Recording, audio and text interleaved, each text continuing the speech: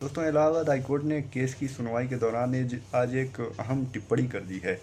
वो टिप्पणी ये है कि किसी डॉक्टर के मामले को केस डील कर रहा था। उस दौरान टिप्पणी में कहा गया कि प्राइवेट हॉस्पिटल मरीज़ों को एटीएम समझते हैं। मतलब ये कि कोर्ट के कहने का मतलब ये है कि जिस तरह से चाहो पैसा निकालते रहो। आप किसी प्राइवेट हॉस्पिटल में गए होंगे।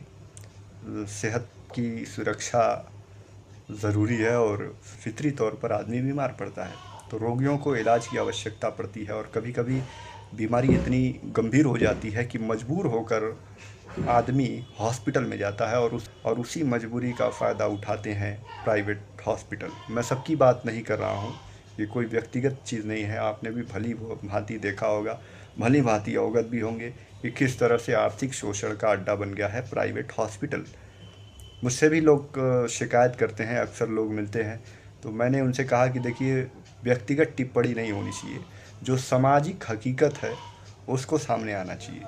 तो इस तरह से अगर आप किसी प्राइवेट हॉस्पिटल में जाते हैं तो सबसे पहले शुरू होता है डॉक्टरों को फ़ीस से लेकर उन्हें दिखाने के बाद जो दवाएं हैं वहीं से लेना है आपको।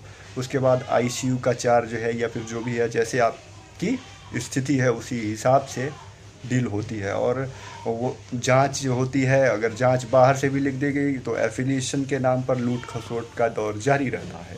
तो इस तरह से कुल मिलाकर बात यह है कि गरीबों को इलाज से महरूम कर दिया जाएगा क्या? ये सवाल बेहद गंभीर हो गया है। सिस्टम से, सरकार से ये सवाल है कि क्या गरीबों को इलाज से महरूम कर दिया जाएगा और अमीरों का इसका हकदार बना दिया जाएगा।